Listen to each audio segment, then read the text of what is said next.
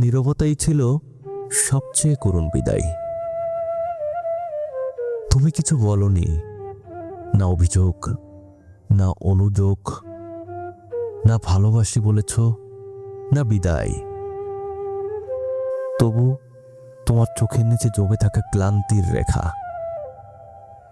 তোমার চুপচাপ চলে যাওয়া সেই মুহূর্তটা সব কিছু বলে দিয়েছিল।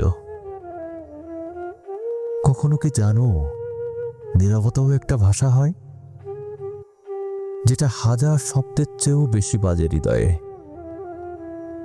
তোমার নীরবতা আমায় শিখিয়েছে বিদায় বলতে আলাদা কিছু করে কিছু বলা লাগে না। কখনো না বলার মাঝেই সব বলে দেওয়া থাকে। আমি অপেক্ষা করেছিলাম, হয়তো একদিন বলবে ভালো থেকো, কিংবা শুধু চললাম, তাও বলনি। এই না বলা কথাগুলোর ভার আজও বয়ে বেড়াই বুকে, আর ভাবি তোমার নীরবতাই ছিল সবচেয়ে করুণ বিদায়।